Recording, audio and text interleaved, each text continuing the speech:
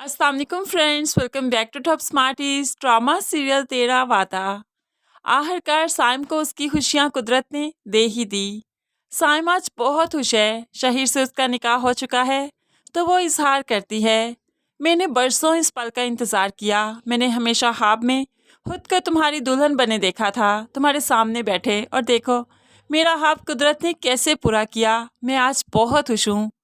तो यहाँ पर शहीर भी अपनी खुशी का इजहार किए बगैर नहीं रह सका और कहने लगा, जिंदगी में मुझे जितनी भी खुशियाँ मिली, ये खुशी सब पर भारी है। मैं भी आज बहुत खुश हूँ। ऐसे ही खुशी खुशी दोनों अपनी जिंदगी के सफर का आगाज करते हैं। तो दूसरी तरफ मारिया का लालच अभी तक गया नहीं।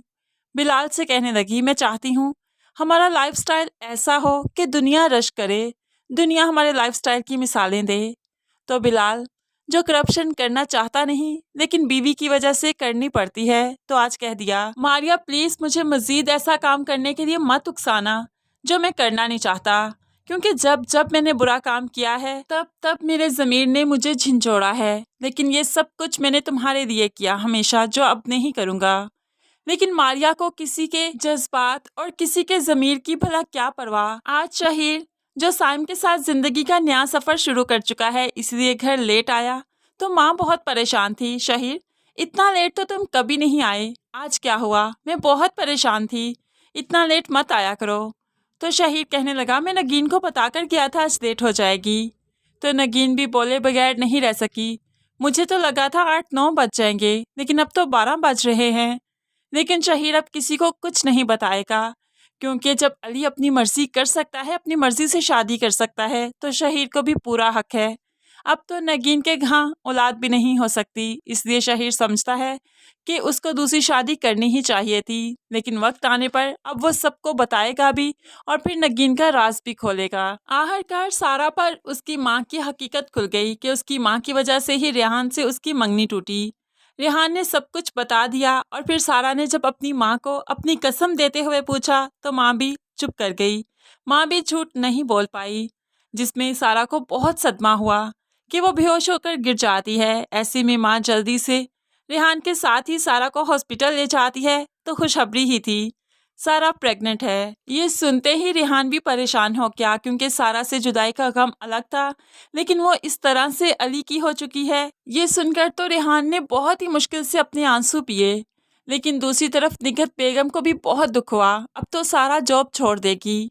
लेकिन फिर दूसरे ही पल सोचने लगी, सारा भी तो मेरी औलाद है, मैंने सारी जिम्मेदारियों का बोझ भला इसी पर क्यों डाला है कि इसकी खुशियों में मैं खुश भी नहीं होती। इसलिए तो वो खुशी का इजहार करती है सारा से, उसे मुबारक देती है। लेकिन सारा को अपनी माँ से कोई बात नहीं करनी, नाराजगी के आलम में अपने घर आ जाती है, जहाँ पर अली उसे पहले ही हफा है, कब से तुम्हें कॉल्स कर रहा हूँ, तुम फोन पिक क्यों नहीं कर रही थी? और तुम्हें पता है मुझे आउट ऑफ सिटी जाना था ऑफिस के काम से, लेकिन तुम्हारी वजह से मैं नहीं जा पाया कि तुम कॉल पिक नहीं कर रही, मैं परेशान हो गया कि तुम किधर हो। ऐसे में सारा जब उसे खुशखबरी बताएगी तो अली का सारा गुस्सा फुर करके उड़ जाएगा, क्योंकि खुशखबरी बहुत बड़ी है।